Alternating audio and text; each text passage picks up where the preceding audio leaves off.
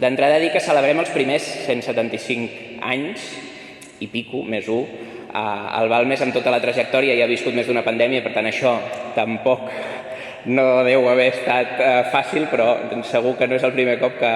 us hi enfronteu, no els que hi sou ara, però sí com a institució. I deixeu-me dir també que em fa especial il·lusió com a regidor d'Educació acompanyar-vos en aquest aniversari, però també com a regidor de l'Eixample, un districte que quan va néixer el Balmes no existia encara, tot i ser avui segurament l'argamassa que construeix Barcelona, que relliga tots els pobles històrics de la Vall de Barcelona i que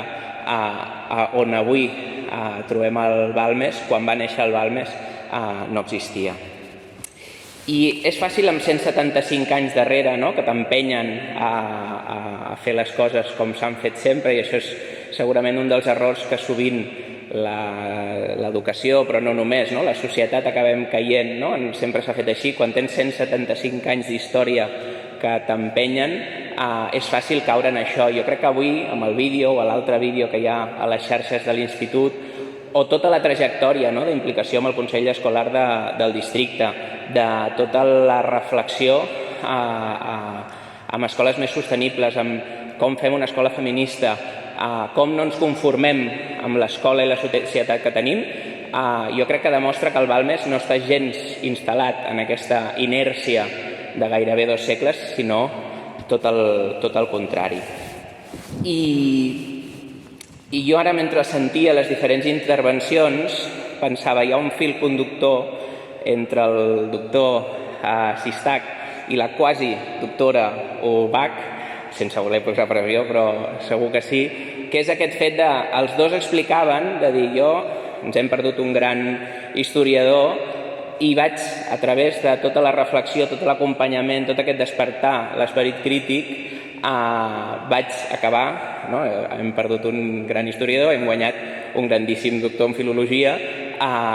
i la mateixa reflexió servia per fa uns quants anys, com per molt recentment aquest despertar consciències, despertar vocacions i acompanyar aquestes escoles que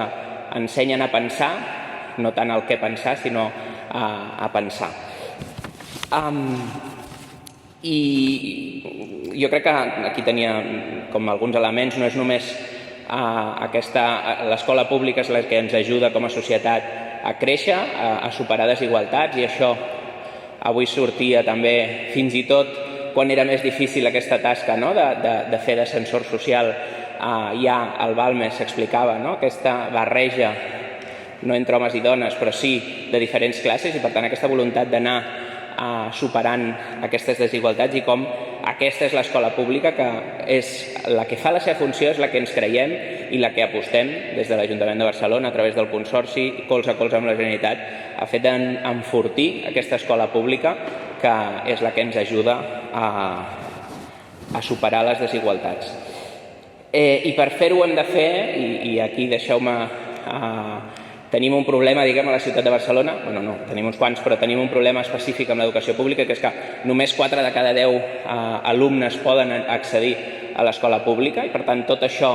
aquesta reflexió que ha anat sortint entre les diferents intervencions, tenim un repte col·lectiu a veure com ens aproximem a la mitjana, com a mínim, del país, a Catalunya, que són 7 de cada 10 els alumnes que van a l'escola pública. I per tant aquí tenim un repte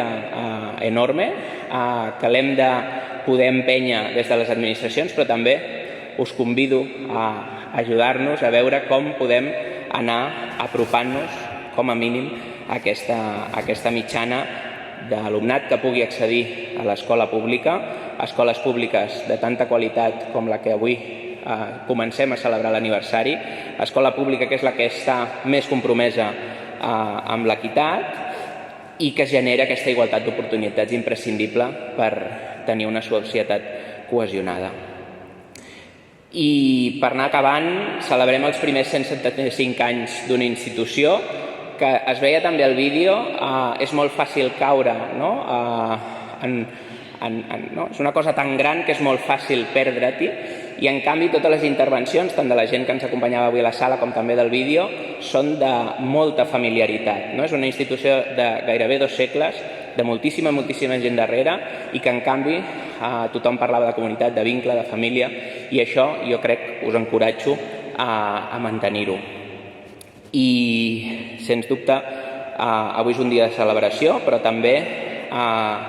és un dia d'agraïment, i deixeu-me des de l'Ajuntament agrair-vos a tots i totes els que feu possible aquest educar i acompanyar en el creixement, aquest aprendre ensenyant que feia referència a l'inici la directora, de ciutadans crítics lliures, i això, poder tenir joves formats que despertin les seves vocacions, i uns joves que sovint es diu que són el futur, però que evidentment són el nostre present, i en institucions amb tant de passat com el Jaume Balbes tenen molt de futur per endavant. Segurament és una mica eclèctic el de començar una intervenció en el Paraninfa de la UB cridant trenqueu els exàmens, però jo crec que també denota aquesta voluntat de superar les matèries i l'ensenyament més formal i despertar aquestes vocacions, aquest esperit crític que estic segur que veu aprendre més trencant l'examen i amb aquesta guspira de crítica i de combat